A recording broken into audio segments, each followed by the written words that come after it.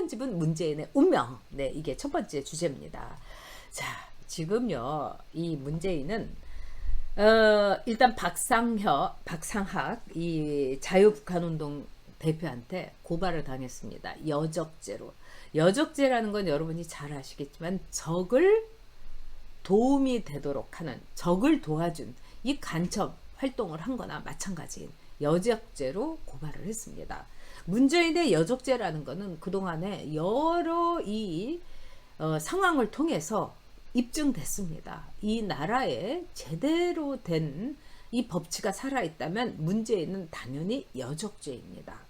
또 뿐만 아니라 이 법세련에서 이성윤에 대해서도 직무배제 이 신청을 냈지만은 법세련이 문재인이 갖고 있는 이 포지션, 이거는 정말 우리나라의 군내 통치자로서 이 북한에 대해서 끝까지 북한은 주적이다 이런 말을 피하지 않았습니까? 거기다가 윤청자 여사가 도대체 내 아들이 왜 누구 때문에 죽었냐고 속 시원히 얘기를 해달라고 했을 때 끝까지 문재인이 뭐라고 했습니까? 정부의 그동안의 발표로는 북한의 소행으로 결론을 냈다.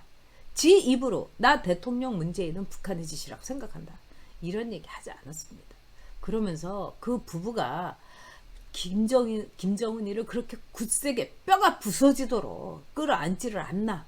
거기다가 저는 김정숙이가 더 미워요. 어떤 점에서는. 문재인은 획도른 인간이라고 하지만 김정숙은 문재인이 뭐 약천개 주는 인간이라고 하지 않습니까? 근데 이설주를 그렇게 살갑게 지 딸도 그런 눈으로 보지 않을 거예요. 딸하고 또 많이 싸운대요 요즘.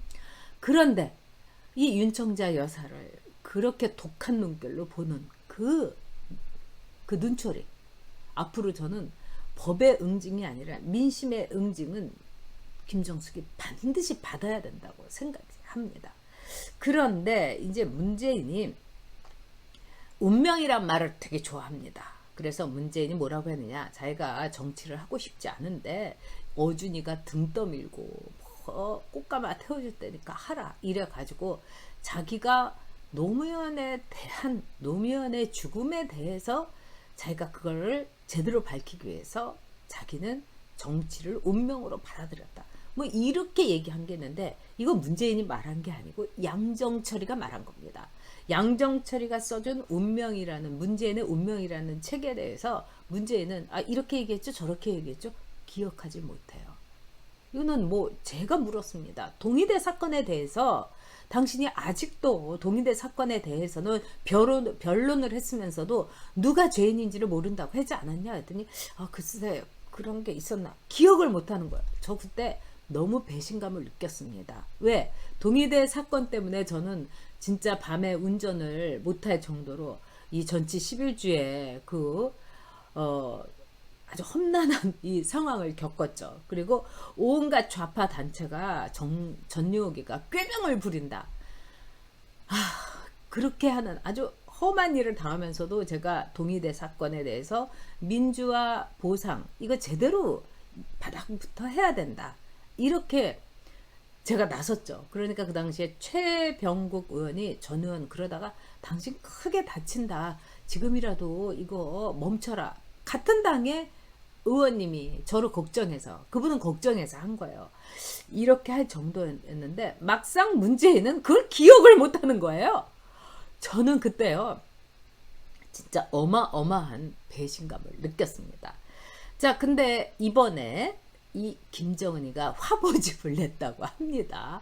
아니 제가 무슨 생긴 거 가지고 얘기할 거 아닌데 참 그 화보집을 내봤자 김정은에 대해서 건강이 무지무지 안 좋은 거다 이런 생각밖에 하지 않을 텐데, 자 화보집에서 자기가 트럼프하고 맞짱 뜬 거 이거를 그렇게 대대적으로 그냥 아주 뭐 거의 수백 장을 올렸다는 거예요. 예를 들면 이런 사진입니다, 여러분. 이 사진을 김정은이가 자기 화보집에서는 어떻게 만들었는지 여러분 보세요. 자, 문재인이는 싹 잘라버린 거예요. 그러면서 이 1대1로 트럼프하고 이 맞짱 뜬 그런 사진을 딱 올린 거예요. 그러면서 나 김정은은 이렇게 트럼프를 갖고 놀았다. 그리고 우리 조선인민민주주의공화국은 엄청나게 센 곳이다. 미국이 우리에게 이렇게 와가지고 아련을 하고 싶어 한다. 뭐 이렇게 얘기한 거 아니겠습니까? 문제는요, 네. 한반도 프로세스에 대해서 지금 자화자찬을 슬그머니 퍼뜨리고 있습니다. 지금 말하자면은 바이든 쪽에서 북한에 대해서 지켜보겠다 이렇게 얘기한 거는 우리의 얘기를 끊임없이 한 듯해, 즉 대미 로비를 통해 가지고 워싱턴의 조야가 또 바이든 행정부가 변하고 있는 거다. 그리고 북한에 대해서 대화를 시작하고 또 북한이 이 트럼프하고 했던 싱가포르 그 회담 이 맥을 잇기를 바란다. 하노이에서 엎어버린 거 이거는 딜리트 해버리고 뭐 이러면서 은근히 자화자찬을 하면서 미국이 즉 이 문재인의 대북 정책을 받아들이고 있다. 이러면서 지금 이제 약을 팔고 있는 겁니다. 그러면서 뭐라고 했습니까? 문재인이 지난 이 4주년 기념회담에서 이 남북관계에 찬물을 끼얹는 대북 전단법 이건 엄중히 다스리겠다 이렇게 얘기를 한 거예요. 자, 이걸 보고서 미국에서 다시 뒤집어졌다는 거 아닙니까?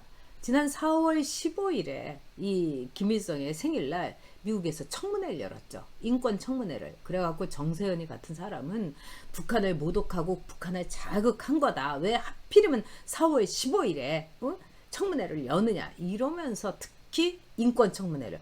이러면서 북한 대변인처럼 막 화를 내고 막 열을 받은 거예요. 자, 우리가 바이든이라는 인물에 대해서 저는 청와대에서 전혀 공부가 안 돼 있다 이런 생각이 듭니다. 그리고 청와대는 지금 공부하는 분위기가 아니에요. 새로운 집행부가 미국에 들었었으면 이 바이든 어드미니스트레이션은 도대체 어떤 이 성격과 어떤 지침을 가느냐 그걸 공부를 해야죠. 미국은 문재인에 대해서 이미 공부가 다 끝났죠. 문재인이 취임하기도 전에. 그래가지고 문재인하고는 어떤 것에든지 미국은 뭔가를 하려고 하질 않았습니다. 그리고 바이든은 지금 기본이 문재인을 되도록 상대하지 않는다.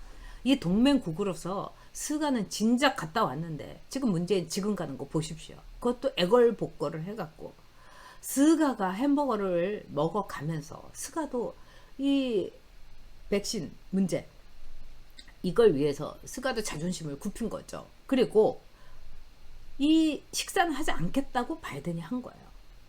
코로나 문제도 있고. 근데다가 스가가 햄버거를 먹더라도 회담을 하자 이렇게 된 거예요. 자, 문제는 어떻게 나올지 모르겠습니다. 자, 그래서 박상혁이라는 분이 이 문제는 한마디로 이 여적죄로 이제 고발을 한 거죠. 그리고 미국에서 제일 문재인 정부에 대해서 비판하고 있는 게 대북 전단입니다. 대북 전단을 뿌리는 것은 자유의 전단이고요. 한국에 온 탈북자들한테 뭐가 가장 당신을 움직였느냐? 대북 전단이었어요. 그리고 대북 전단에다가 뭘 이렇게 달아서 주냐?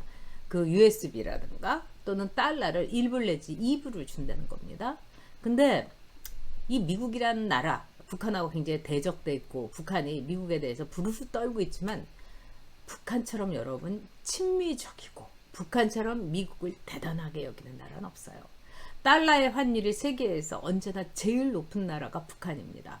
그래서 대북 전단에다가 1달러라든가 2달러를 넣어주면은 그게 너무너무 요긴하게 쓰인다는 거예요. 자, 그런 점에서 이 대북 전단에 대해서 엄벌하겠다고 한 이 문재인에 대해서 바이든은 반인권론자.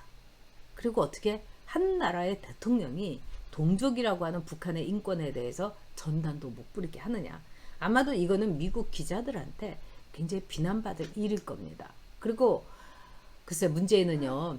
미국 가기 전에 주요 언론들하고 인터뷰를 하겠지만은 그 주요 언론들의 인터뷰에서 문재인의 반인권, 친북한, 친김정일은 상당히 많은 비난 어린 질문을 받을 겁니다. 또 거기다가 어버버 어떻게 할지. 자, 여러분 통편집은 문재인의 운명이다. 답은 이겁니다. 김정은이 문재인을 통편집을 했듯이 이제 우리 역사에서도 문재인은 통편집 당할 겁니다.